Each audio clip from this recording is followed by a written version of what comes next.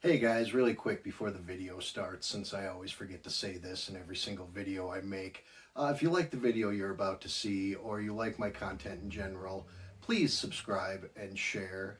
It would really help me out as far as getting this channel off the ground and getting some of my content out to other viewers. So if you like the following video, or you just like my content in general, please share and subscribe. Thanks a lot. Enjoy the video. Welcome back, everyone, to episode 3 of Scamping with Jay. In this episode, I am going to go deeper into my electronics bag. The main reason I use this as my electronics bag is because, for the most part, it's already waterproof-ish, considering it's a cooler. Like, obviously, I can't submerge it in water or anything, but this will keep all my electronic devices safe in case of a major downpour. I can quickly shove this into one of my trash bags and super seal it, and it'll keep everything safe. One thing that won't be in this video is pretty much all of my vaping equipment, because I'm not going to haul it out of a different room just to show everybody.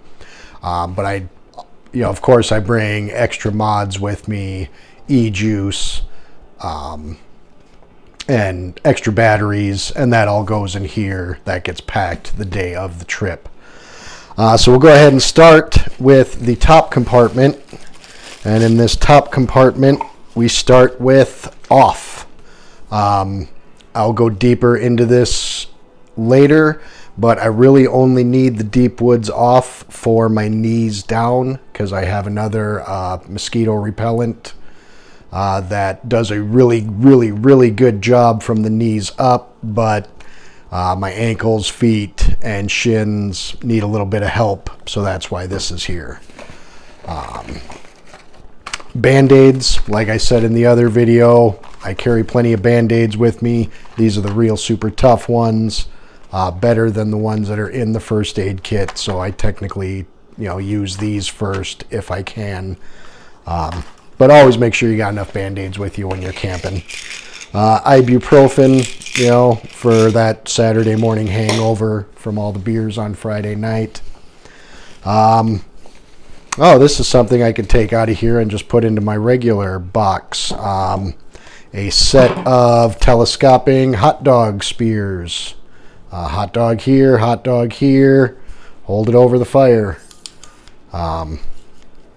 Forgot I had these. I haven't used them yet, obviously, but here they are. I know there was a couple trips I got tired of using a stick, found these on eBay, and I'm going to go ahead and put them in my plastic case. They don't really belong in here. They can get wet. Other than that, that is empty. This is Tums. Okay, couple Tums. Can never go wrong having a couple Tums. You never know when Bloody Mary is going to come back and bite you. So that is what is here in this top compartment. Moving down into the lower compartment. The first thing I will talk about is my other mosquito repellent. This item is called a Thermacell.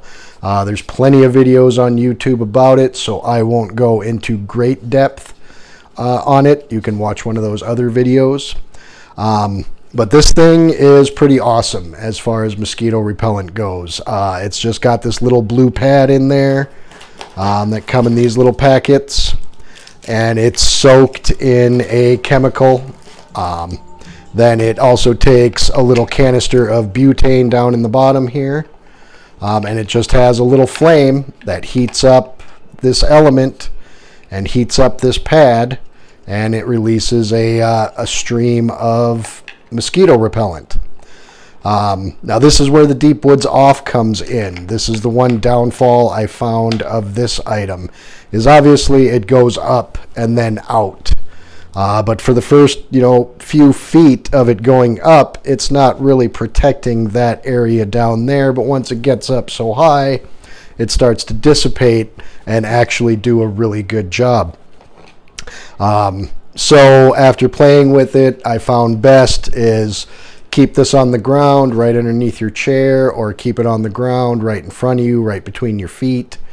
and spray your shins, ankles, and feet with a little deep woods off. That way the rest of your body's not covered in it. You don't feel all sticky, and you're protected from mosquitoes. So I highly recommend getting this item. You can find it on their website. You can find them at Walmart. They're everywhere. They work really awesome.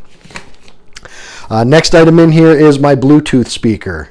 It's not much of a Bluetooth speaker, but I camp alone, and it's all I really need. I can set this right next to me. It gets plenty loud enough. I don't need to be super loud when I'm in the woods. Now, something I'll cover before going on to the next item is, yes, I camp alone. So electronics at this point are important to me, because staring off into the woods blindly at night isn't my idea of a good time. So where I camp, there is internet access, so I can use my phone. I can still play on Facebook. I can still watch YouTube videos. One of my favorite things to do last year was to catch the Saturday Brewers game in the middle of the woods and just drink beer and watch the Brewers play. So yes, a lot of you will say that's not camping. You're using too many electronics. Like I said in my introductory video, I live through it. I have a good time. I don't have any permanent injuries, so I'm not camping incorrectly. This is just the way I do it. So electronics to me, considering I camp alone, really important that I have electronics and internet service while I'm out in the woods. Going forward are all my power banks. These are 2 Anker power banks. This is my big boy. This is his wife, will say. These are my 2 main power sources for the whole weekend. I don't remember the exact milliamp hours on either of these, but I do know this one damn near takes 24 hours to charge and usually lasts. It'll charge my vape several times. It'll keep my phone charged. It will last the whole weekend for what I need it to do. This one I basically use to plug into my Bluetooth speaker, because the battery in the Bluetooth speaker itself isn't that great, so I do need to keep it plugged in if I want to keep it working.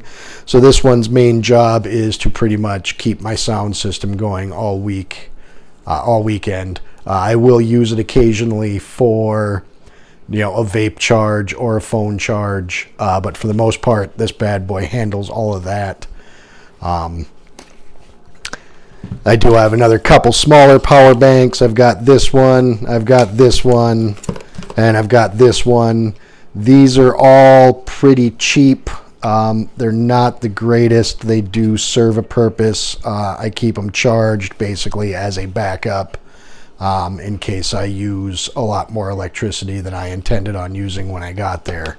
Now that I'll be bringing this tripod with me on trips, it has an LED ring light on it. So I may need more juice, I may not, we'll find out. On top of all of this, my scooter also has a USB port. So it does double as a generator, which I did have to do at one of my earlier trips because I didn't own this one at the time. I had the big bad boy and all these, but I did end up having to use my scooter one weekend as a generator to charge this one up. Not a big deal. That thing can idle for hours on little to no gas, so it really doesn't matter if I need to charge up one of my power banks on Saturday. I camp far enough away from everybody to where my scooter running for an hour isn't going to bother them or whatever. So we got that covered. We're going to keep these 2 out because these are the worst ones, and having 2 really bad power banks led me to quite a silly purchase that I bring with me every trip, but it's really pointless and doesn't really do anything. It's more for an entertainment value, and that's this item here. This item here is a bug trap. It's got little purple lights up in here, if you can see that, and then it's basically just a fan. So bugs fly in, fan sucks them down into this catch cup, doesn't kill them, Apparently, you're supposed to, according to the instructions, you're supposed to leave this thing on constantly because the bugs will slowly dehydrate over the course of like 24 to 48 hours or something ridiculous like that. Obviously, you're not going to have this thing plugged in that long. But for entertainment purposes, I'll take one of these cheap, never used power banks for anything, and I'll plug this thing in and hang it from a tree branch, 20 feet away from me, 25 feet away from me. And at the end of the night, I'll just kind of walk over there and see what it caught. It's usually like half dozen mosquitoes, couple moths are in there. Nothing. It's not gonna fight a bug problem at a campsite at all. It might fight a bug problem in your home if you have a small hole in one of your screens and a couple bugs got in. It might do something like that, but other than that, it was $8 or something, and the actual structure really helps because right inside here is where I slide a lot of my vape equipment in, and it kind of holds everything. So it's actually more useful as a packing device than it is an actual mosquito deterrent or mosquito, remover. Other than that, miscellaneous cords that I bring with me. Obviously, I pack other cords along with me as well. Over here in this little pouch, spare vaping coils. Coils are supposed to last a certain amount of time, but that's not a perfect science. I'm not going to turn this into a vaping channel. I'll just say it's always good to make sure you got a spare coil with you. You don't want to be in the middle of the woods and not have your vape if you're addicted to nicotine. And then tube of chapstick. You never know chapstick. It's one of those things you should just have. I should probably put that in the first aid kit so it's all together. But that covers my electronics bag. That's what I bring with me every camping trip. So far, so good. Maybe someday I'd like to get a better Bluetooth speaker. But like I said, this one right now, I bought this for a work truck several years ago just so I could listen to my Pandora instead of radio stations.